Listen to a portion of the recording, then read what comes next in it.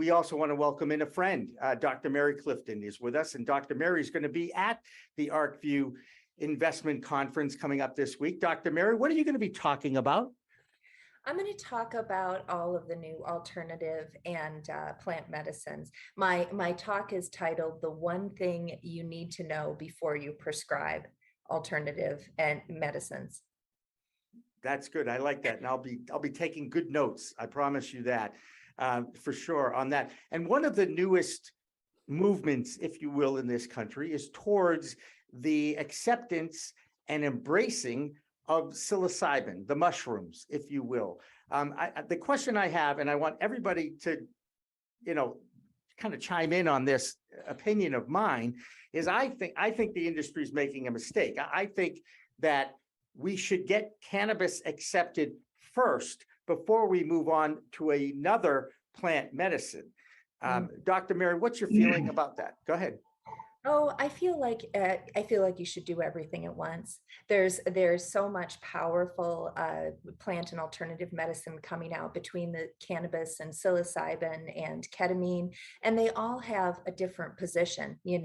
For many people, anxiety and depression and insomnia and chronic pain can be managed with cannabis, and for others, more intense therapy needs to be used. And cannabis doesn't necessarily have a great place in alcohol addiction treatment.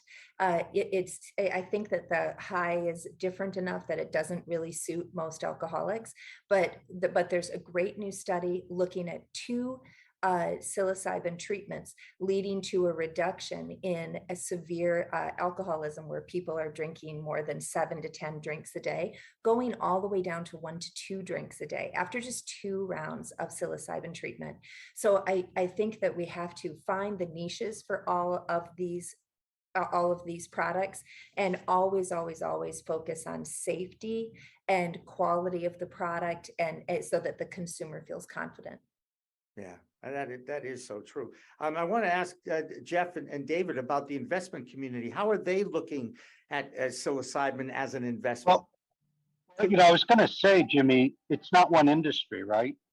So, to your initial comment, what the industry, there's different competing interests, right? And so not only are, the psychedelic business is going to be largely a pharma opportunity. Companies were able to access the public markets earlier. There's more institutional capital in that side of the business than there is in cannabis.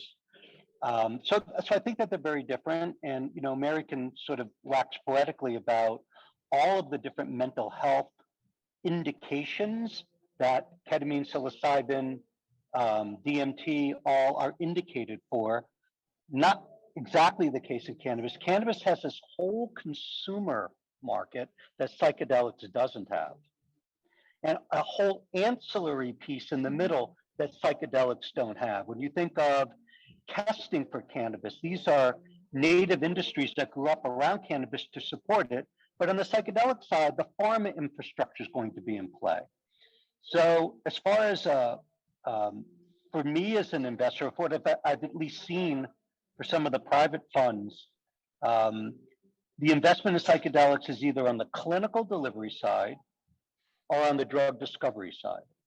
Whereas in cannabis, there's really 12 different subsectors, some that had to grow up to support cannabis, certainly, and some that are, more consumer facing and more sort of serving the business of cannabis. So they're just very different profiles of products and industry.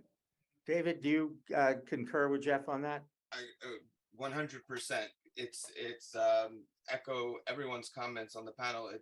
They're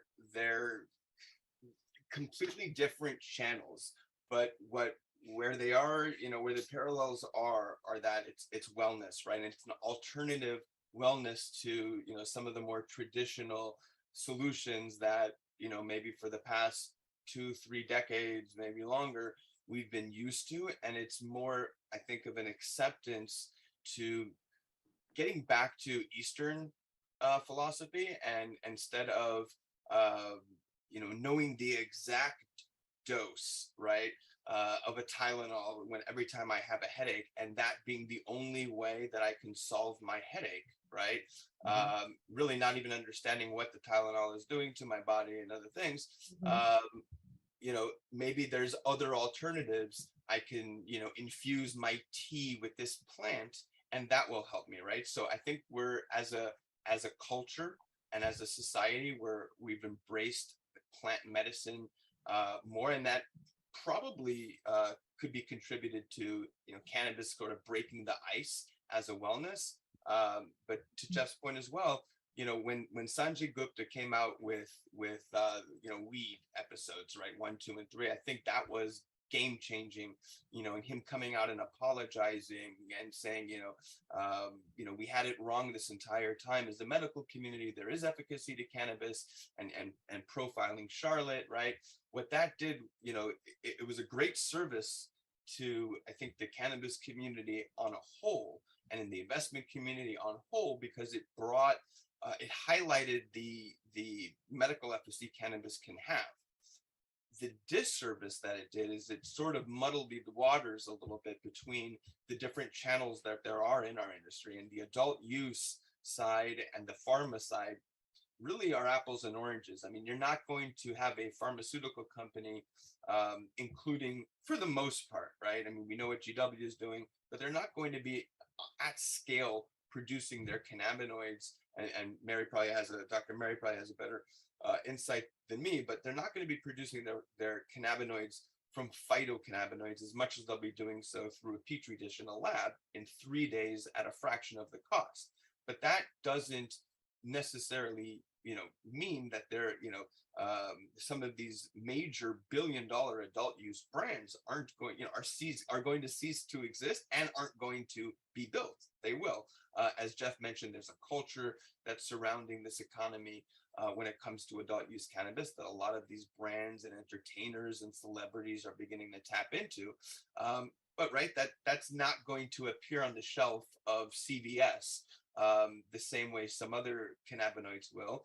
And when it comes to psilocybin and some of the other plant medicines that we're seeing, as Dr. Mary mentioned, there are some areas that cannabis might not be the best for, whether it's alcoholism, schizophrenia, or some other things. When it comes to cannabis, it's well suited for psilocybin. I have personal experience with that, especially as somebody that's coming off of you know, cancer and everything that not only pain, PTSD, anxiety, all these things that come with, you know, being a cancer patient. I've, you know, benefited tremendously from plant medicines, right, where I didn't have to turn to some of the opiates that the doctors, you know, just kind of hand you without even really thinking about it. So yes, there's acceptance. Personally, we've had an exit of one of our companies into a plant wellness company that is public today. That they're all into psychedelics, WISA. So we're all for it, and we're excited to learn more, both from an impact standpoint. Like I said, that's really what we're about. We're impact investors, and cannabis is the industry that we've chosen to do that with right now.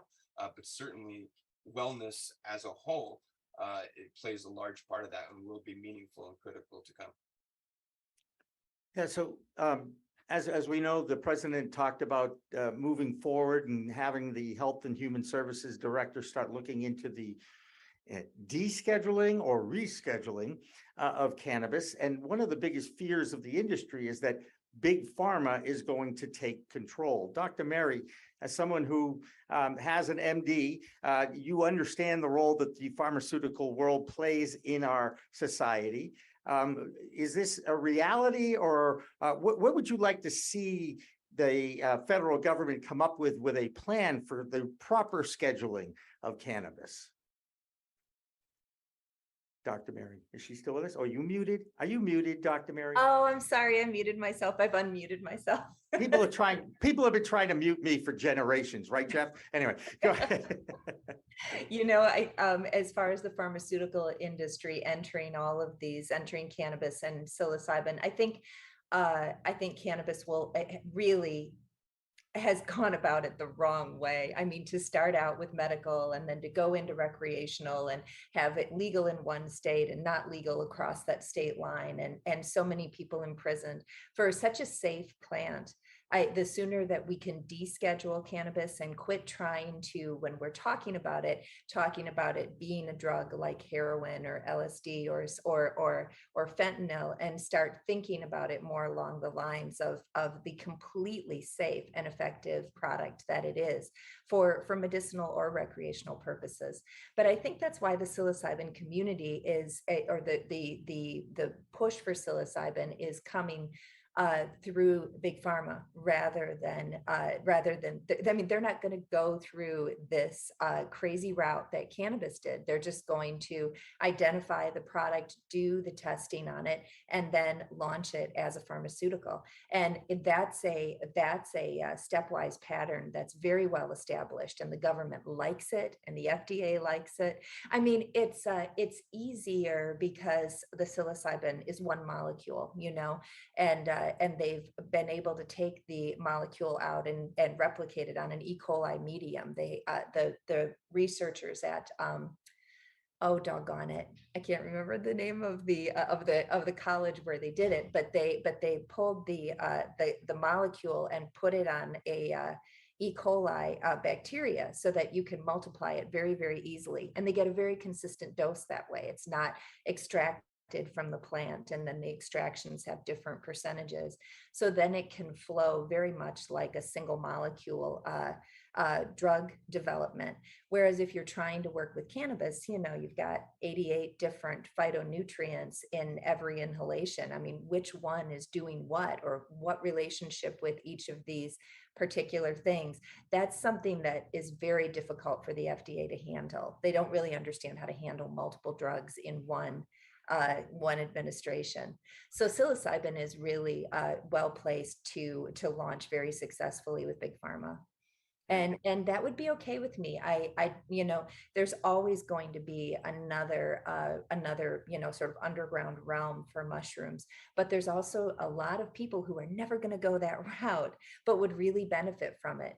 People with end stage a life, short life expectancy with a lot of anxiety. It seems to work beautifully there.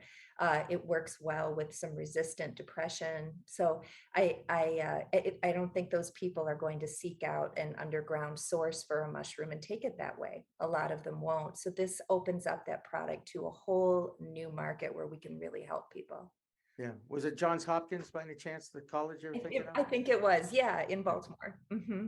I read a lot. As I much read as a lot of hate to stuff blow like that. Johns Hopkins horn, because my word, they're always. Have you ever met a doctor from Johns Hopkins? I mean, it's like meeting a vegan. They tell you it within 5 minutes and over again. So Meeting a vegan? Did I hear you just slam the whole vegan community? Come on. Well, I mean, I'm vegan most of the time. Yeah, so but it's but a how they superior say diet. It's a if you wanna superior diet. know I just don't want to somebody's do vegan, it. just wait, they'll tell you. Yeah. When I was at Johns Hopkins, all the doctors, is hilarious. There you So, go. but I do want to bring in Eugenio again, because I want to talk to him about media, and I want to talk to him about traditional media versus cannabis media, and some of the challenges that we face. And one of them, it actually was a perfect example of it over the last few weeks. There was a death at a True Leaf manufacturing facility. I believe a worker inhaled fumes and had an allergic reaction to it. And this became a story. Now, we all know that in other industries, there are other examples of this happening, and nobody notices it. But in cannabis, when something like that happens, it does tend to take on a life of its own. How do you balance the editorial side of things in your magazine and your publications? Because it is a challenge, isn't it? It absolutely is a challenge. And I think where we have been able to successfully differentiate ourselves is in the endemic space, which is all cannabis media. It's very challenging with such a small market. It's very challenging to have journalism that doesn't lean towards the marketing or the client's perspective. And very often in endemic markets, not just cannabis, but in endemic markets, you'll find that a lot of the content being produced is very sided towards making the marketing clients look good, feel good, etc. And you get very little true journalism.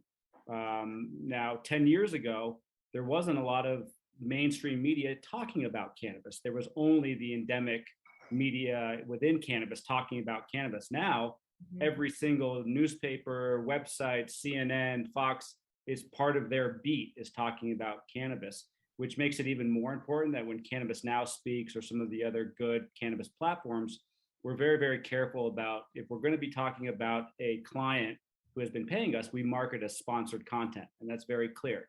If it's something that we do not contact any monetary benefit, then that's true journalism, and it's vetted through the writer and the editorial staff to make sure that it's authentic. And I've killed a lot of stories that we haven't been able to corroborate whether it's true or accurate, and we just don't publish it. We don't publish it early or first to get all of the eyeballs because we don't know if it's true and how accurate it is.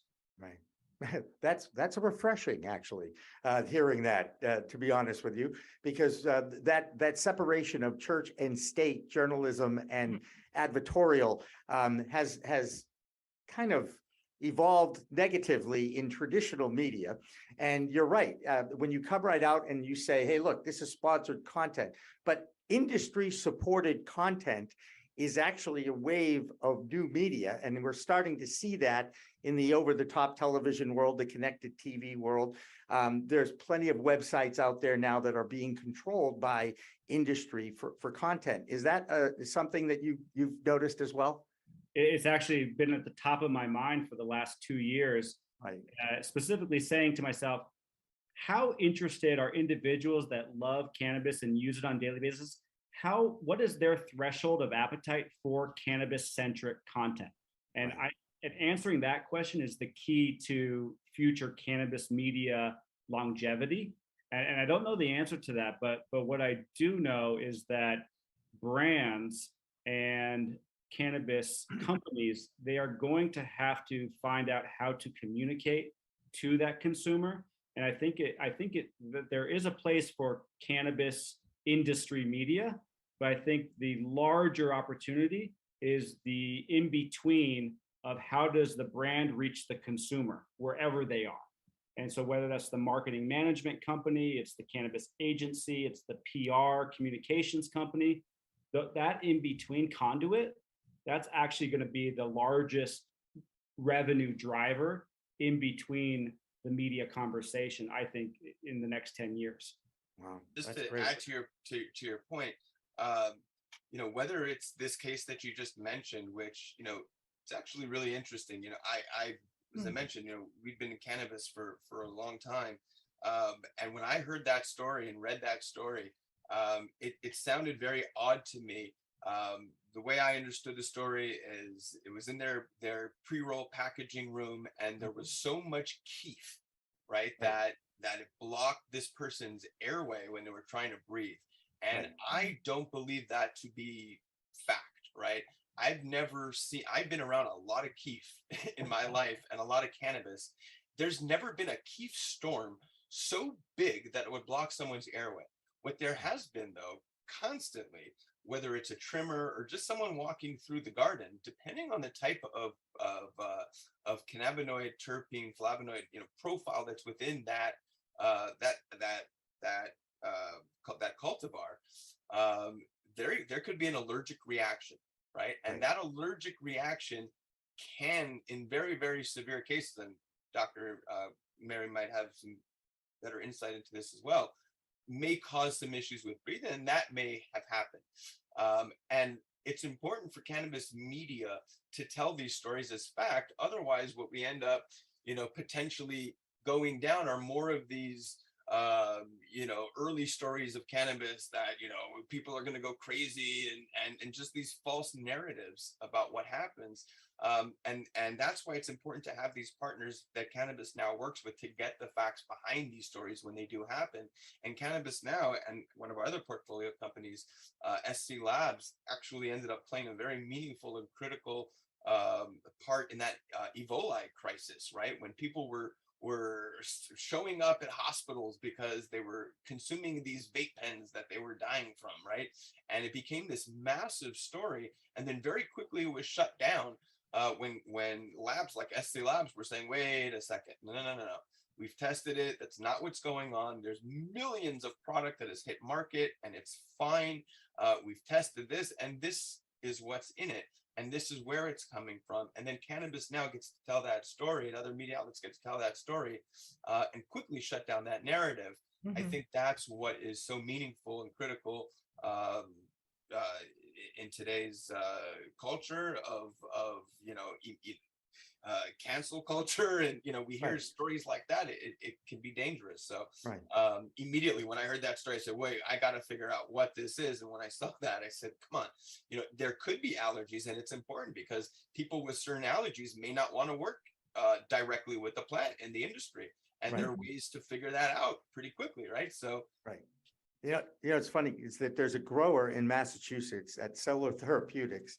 He comes from the Emerald Triangle, and he's allergic to THC, and he's the head grower at this dispensary.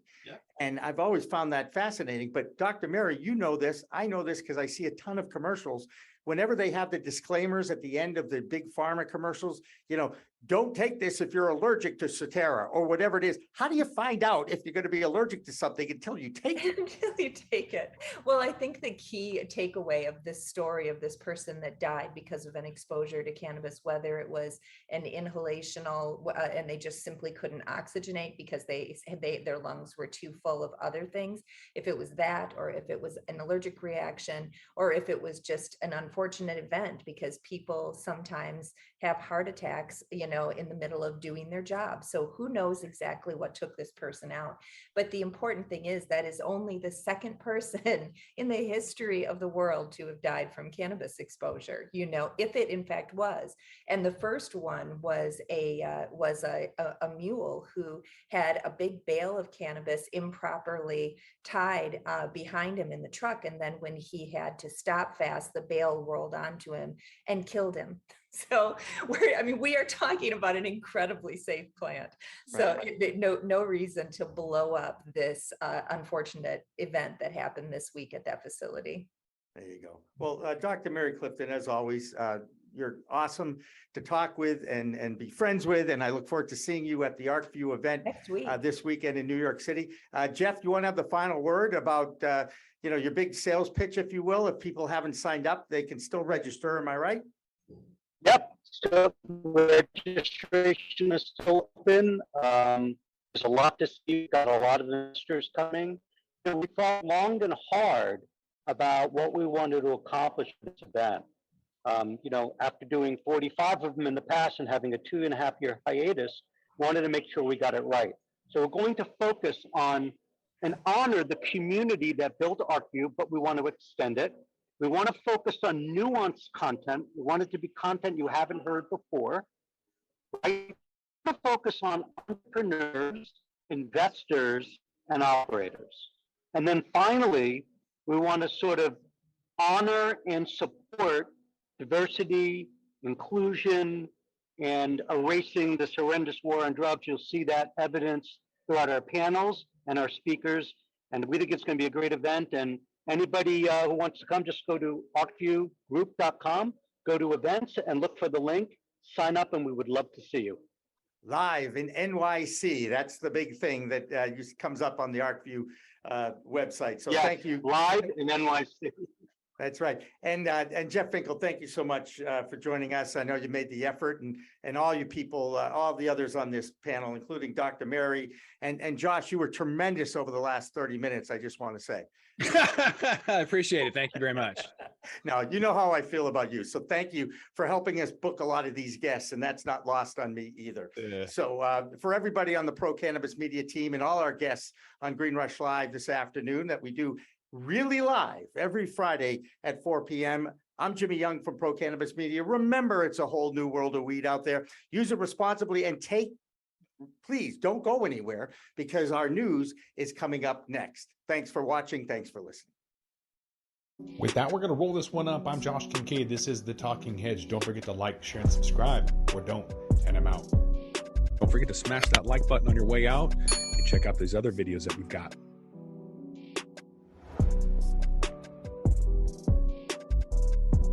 Thanks for listening to today's show. To check out more great cannabis podcasts, go to podconnects.com. Here's a preview of one of our other shows. Hi, my name's Kate, and I'm your host of the Pop Moms Podcast. I started the Pop Moms Podcast, well, because I wanted to end the stigma against using cannabis, specifically with moms, but also anyone who chooses to consume. I strive for a balance of humor and education, along with some pretty rad guests, to help combat social biases that come with consuming cannabis. Kids are hard. Join me for regular podcast episodes packed with parenting hacks, real-life stories, and of course, my favorite cannabis products. The days are long, but the years are short. So roll another J and take a deep breath. Keep blazing and stay amazing.